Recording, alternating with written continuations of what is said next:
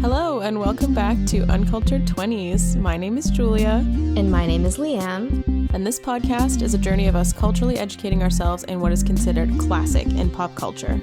You know, media that people would say, you've never seen that. Films, music videos, albums, consumable content. We review it and why we think it's made its way into the canon. Or why we think it shouldn't be. We're always open to suggestions, so keep up with us at Uncultured Twenties on Instagram and TikTok. We're also at Letterboxd and Twitter at Uncultured Twenties with a 20s. This season, we're covering all things TIFF, that's Toronto International Film Festival. Content warning, this episode contains discussion of sensitive subjects such as murder, sexual assault, racism, and misogyny. Uncultured 20s.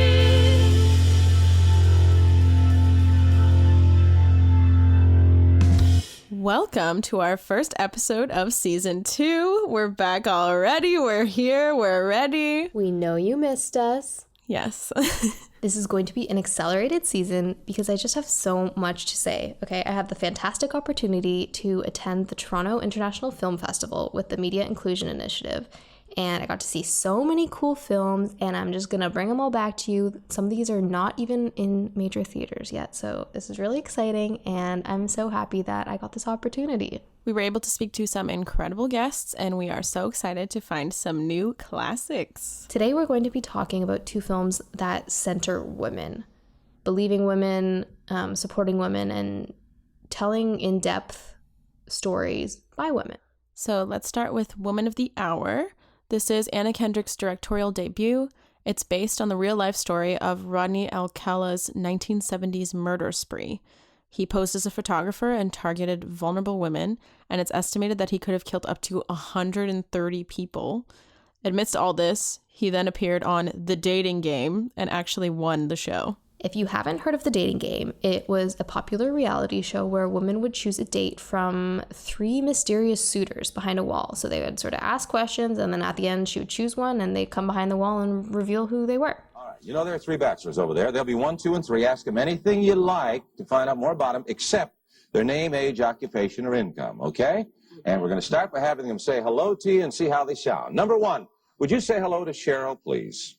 We're going to have a great time together, Cheryl. Before becoming famous, there were celebrities like Farrah Fawcett, Tom Selleck, and Steve Martin who all appeared on the show. Okay, maybe that's a good place to start. So Kendrick plays Cheryl, the main character. She's this actress who's struggling to get roles, but she's like really into acting. And her agent books her on The Dating Game, which is something that Cheryl's not comfortable with. She's like, this isn't acting, this is like for floozies. But her agent convinces her to go on for exposure. Kendrick's storyline with The Dating Game is like a through line, and then Rodney's various encounters with women and how he harms them are sort of dispersed throughout the film. You see how he charms them and pretends he's a nice guy. He's unassuming and witty, and even though he is a registered sex offender and recently released from prison, he's able to get so close with all of these women. And in his eyes, like, you can see when his switch flips from being like a nice, approachable guy to like someone who's going to harm you. And the actor does a really scarily accurate and subtle job, and I'll probably be terrified of him forever, to be honest. The film description says, quote, "Instead of dwelling on the gruesome details that often preoccupy true crime tales, Kendrick uses the case to make an incisive statement on the way women are forced to navigate their encounters with men." Do you think that they achieved that in this film? Sort of. Like, I do think they still dwelled on the details. It felt like each scene with his victims was its own horror movie. There was no point of the movie where you were comfortable. Your neck was tingling the whole time, because you just knew something awful was going to happen. There was the music, that horror movie music that just amps it up to that next level. And you're given each victim's background story, so you become attached to them. And it does humanize them beyond being a victim, which I think was Kendrick's primary goal. There's a pregnant lady, a flight attendant, a teenage hitchhiker who sort of becomes the hero of the story later. And I think women can definitely see themselves in each of these interactions. Mm-hmm. And, you know, having to navigate around those interactions, like, this is not strange to women. Mm-hmm. This is like very normal. Yep. So they really achieved that in this aspect. There's also this like third storyline going on, which I honestly thought was the most important, even though I think it actually was fictionalized, like was not true.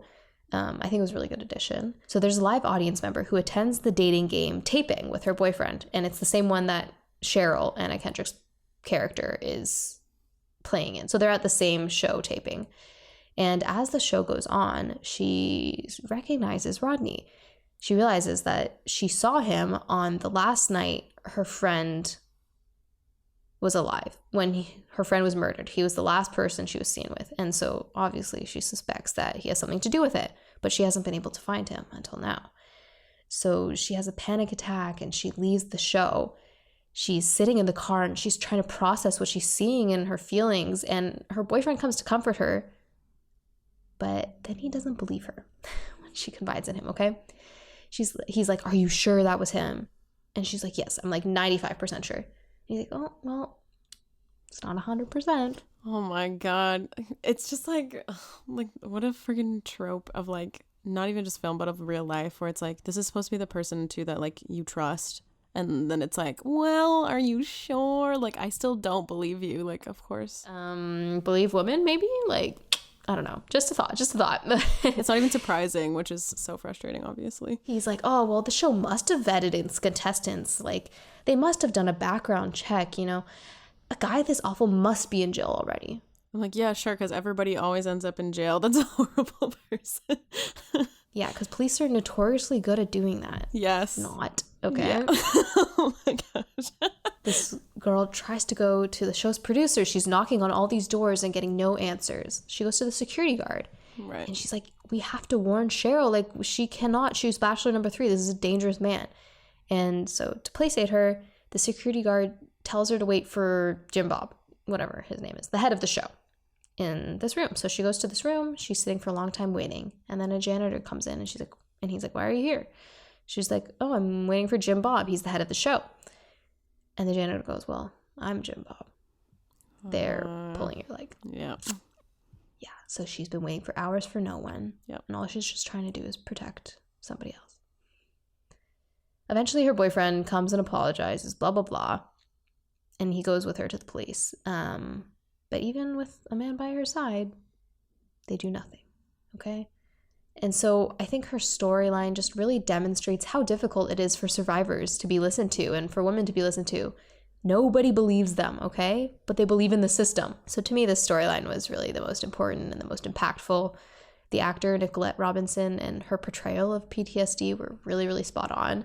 You could feel her frustration through the screen. Like, I wanted to be with her knocking on those glass screens and just being like, "Do something. Like, this guy is a menace. Like, put him in jail." And also on top of that, like, she's actually someone that I could see existing in the 70s. I know we said it before on the podcast, but Anna Kendrick has seen a cell phone. She knows what a telephone is, or she knows what an iPhone is. I think Anna Kendrick was really good at directing. I don't know if she was the best choice for acting. Like, I think she just is too much of a familiar face. In my memory, nobody else in the film was really like a notable actor. So in my mind, I'm like, "Oh, that's Anna Kendrick. It's not Cheryl." I think she was just too her character Cheryl didn't really make sense to me, because Cheryl is supposedly like this really ambitious actor who really wants to do acting. And then because of this one interaction with this man, she has decided to move home. And so at the end credits, they go, "Cheryl moved to the country and had 2 kids and never acted again," whatever. Right. Okay. It's like, okay, yeah. I don't, that doesn't line up with me, for the character. So I think if they got somebody else to play Anna Kendrick, maybe her personality wouldn't have gotten through to the character so much, and it would have made more sense. But that's just my own personal opinion. I have a thing with period pieces. It's if you can't an interesting choice when directors also act in their films. I'm like, just focus on directing. Like, it's okay. Let somebody else act this time. It's all good. So how did the dating game itself play into the film? Cheryl doesn't really want to be on the show, especially because she has to read all these like cheesy questions, and she's like gritting her teeth as she goes, "Bachelor number 1, I am serving you for dinner. Oh. What are you called, and what do you look like?" I'm called the banana, and I look really good. Midway, the makeup artist is like, "Just have fun, okay? So she does. She pokes fun at each of them and moves at a really rapid pace. There's 3 bachelors. There's this ditzy guy. And so she asks him physics questions and questions about Albert Einstein. And the second guy is like typical jerk, womanizer, and asks, what does he expect from a date? And he goes, well, if I buy her dinner, I'm expecting dessert. Oh my goodness. So then she asks Rodney's character, what are women for? And Rodney says, well, that's for her to decide. He knows what she's looking for. He charms her. He's able to mold himself to her perfect bachelor. Like, really, if you're just watching the show, I think that would have fooled a lot of women. Mm-hmm. The game really paralleled how the last victim in the film escaped. And I realized that, like, as the film was ending, you sort of see the threads all pulled together.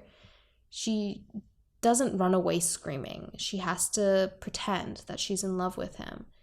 She calls him baby. She asks him not to tell anybody what they did because it was consensual, but she doesn't want people to know that she, gets around. She really has to play this game with him. She has to play the dating game. And then when he starts to drive them back, she escapes at a gas station. And I think the cafe was called something like Last Chance Cafe, very thematic. In real life, what happened was the police came, whatever. God. He got out on bail and killed more women. Yeah. And the dating game actually fueled his sense of rejection, meaning he caused more deaths. Mm-hmm. So there's that. Not blaming the dating game because it is nobody's fault but himself. Okay? This is a man's responsibility. So, Julia, based on my recounting of the film, I hope that was a accurate recounting. Do you think you would go see Woman of the Hour? Is this something that the film canon has been needing? It sounds interesting to me. I am definitely the person who needs to be in a very specific mindset to watch movies or anything related to true crime-esque things because I get freaked out.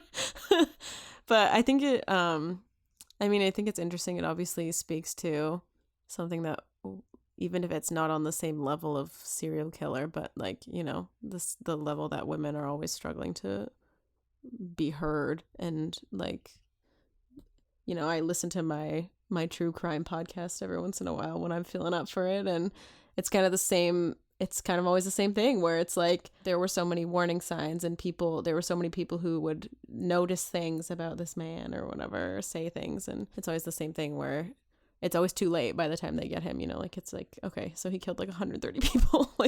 If only maybe you had been paying a little more attention or just doing your job a little better. But I think hearing about it now, I'd probably watch it. I'd have to be mentally prepared to watch it though, and maybe with somebody else. So, but yeah, it definitely sounds interesting for sure. Well, I like bananas, so I'll take one. Number 1. That's your number 1. All right. He's a skydiver, so he's got a lot of nerve. He's into motorcycling. He's also a fine photographer. Say hello to Rodney El-Hourch. Rodney, come on. Now, on to Sisterhood by Nora El-Hourch. This is a French film that has an alternative title, HLM Pussy. Yeah, I actually Googled that right as the film ended. It is French slang for habitation à loyer modéré. Was that right? Yes, beautiful. It's a form of low-income housing in France. The film centers on 3 teenage girls who are inseparable friends. Amina, the protagonist, is strong-headed, which is a trait from her lawyer mother, who represents domestic violence victims. She's more affluent and white-passing than her friends, but she has mixed Arabic and French heritage, and she's the only one who doesn't live in the HLM.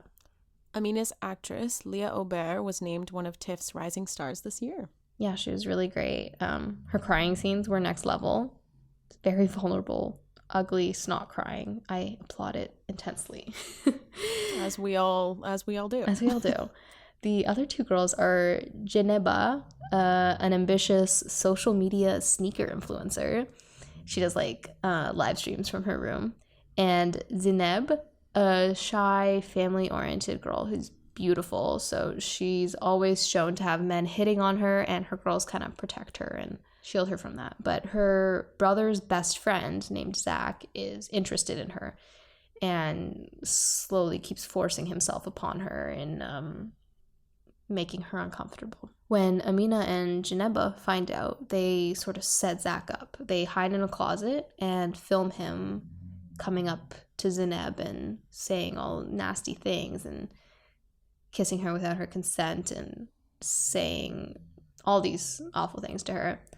And so Amina posts the video under an anonymous Instagram account after she gets really pissed off by him. So she covers the faces and doesn't say who it is, but obviously Zach knows that it's him. And the video starts gaining traction around their town. And Amina is so blinded by her need for justice and accountability that she doesn't really realize like how dangerous what she's just done is, and especially the danger that she's put Zineb in, because Zineb is the one who has to live close by him, like her brother's best friend. Like he's practically a part of her family. Now they've pissed him off where he's gonna like do something really awful. So this incident really brings to light their differences in race, social class, cultural privilege. That's a lot of topics to bring up in an hour and a half. It is. Yeah. And going into it, I was not sure how deeply they were going to be able to touch on all these things. I mean, it's a lot of buzzwords, but I think they did it well. And I think it was because it was all intertwined with each other. You know, these things are intersectional, right? Like all these characters' identities included all of these different things, and it showed up in their relationship. So it didn't really feel like there was just a bunch of different things together. Like all these differences influenced how they reacted to the video. Their family dynamics, where they are where they're going to school, their job prospects for next year, like this is all like really shown in depth, and it didn't feel forced. Like it's just part of who they are and part of their friendship, these three girls. And the director really masterfully showed who they are and how they behaved without like outright spelling it for us. You are shown how tight-knit Zineb's family is and how Zach is an honorary member of it. So you see that what her predicament is. You see why she's hesitant to say anything, because she doesn't want to upset her family. She doesn't want to shift the dynamic. And the director, Nora, was actually at the screening, as well as Janeba and Zineb's actors, which was really cool.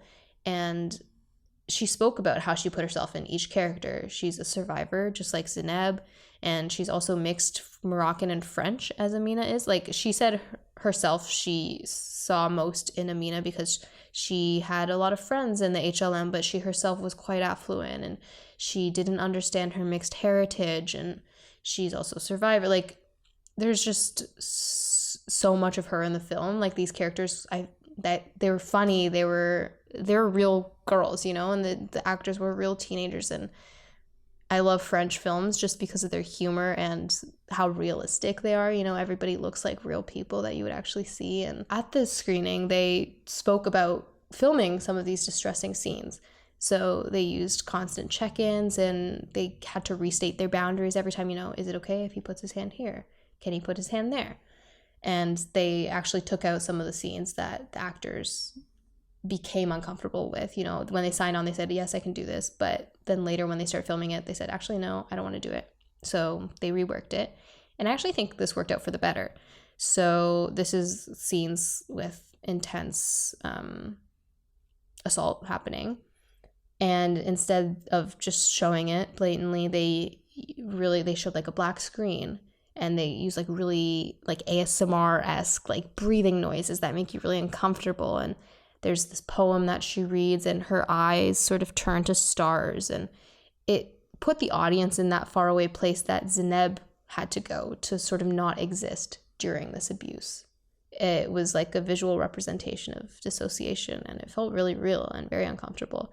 I absolutely love Sisterhood, even though I don't think I would watch it again anytime soon. I think it really demonstrates the reality for so many survivors of sexual harassment. You know, it's somebody that you know.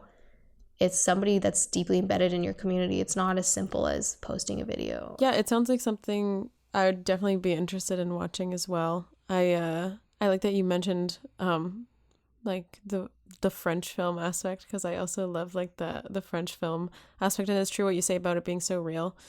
And you know, obviously sometimes with films, when they're discussing issues like this, it can feel very like just like inserted in, where you are just sort of like confronted with it, and it's like, oh, here's a topic and it's horrible and here's what you need to know in the end. And so it is great when you see films where it's just sort of like it's integrated in the story in a way that makes sense, in a way that shows you like these are real people, and like, you know, it's just these friends who are living their normal lives, but here's all the different levels of like, you know, why things are the way they are, and like why Amina has more privilege and how that affects her, what her actions are. And so it definitely sounds like something that I'd be interested in watching. But yeah, maybe a one-time watch for me as well. Yeah, that's the thing about these films, is they just hit so close to home that it's hard to watch it more than once, because it's not an escape. Like, it's a reality. It's not like a fun little thing you put on because you want to be entertained for a bit. It's like, do you want to think about something? Here you go. It's really great that they're both by female directors with female-led casts. I thought that was really awesome. Yeah, films about women are finally being told by women. Yeah. We actually see women for how they are instead of how men view women and put them in the movie. Yeah, exactly. And I also feel like they both tapped into that like instinct that women have to protect one another and to protect themselves. It's this invisible thing, but I think other women know what I'm talking about, at least I hope. You know, I feel like I'm always looking out for other women.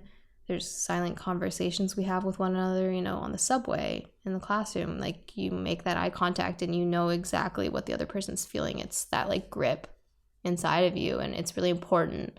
But it's also like incredibly sad that we've evolved to have that. But to have women tell their own stories through film is so important. Yeah, it's so true. But like, I'm just curious what it would feel like to be like a man watching a movie like this. Like, would you just not get it at all? Like, I mean, many men would not, probably. Which is why there are movies about this kind of stuff, because of those men. But like, yeah, it's, you know, as a woman, you're just watching it and you're like, oh yeah, like I know people who have been through this, and I know that like feeling, and I know the fear and the need to like take care of each other. And so it's always, you can always tell when it's not being told like really by a woman, these stories, because you're like, you don't really know that like internal, like you said, like that eye contact that you make, like that kind of thing. So I mean, it is important to be seeing films like this being told by the people who have experienced it and know people who've experienced it. Absolutely. All right, so that's just the beginning of our TIFF coverage. We'll be back in your ears very soon with some more movies, more action. Connect with us on Letterboxd at Uncultured 20s 20s to see all the films we've covered, or our Spotify to see our playlists at Uncultured 20s, TWENTIES. We're also on Instagram, so follow us at Uncultured 20s, TWENTIES. If you went to TIFF, let us know what you thought of the festival. What films did you love? What films did you hate? We're Uncultured 20s, and we'll see you on the airwaves. Uncultured 20s.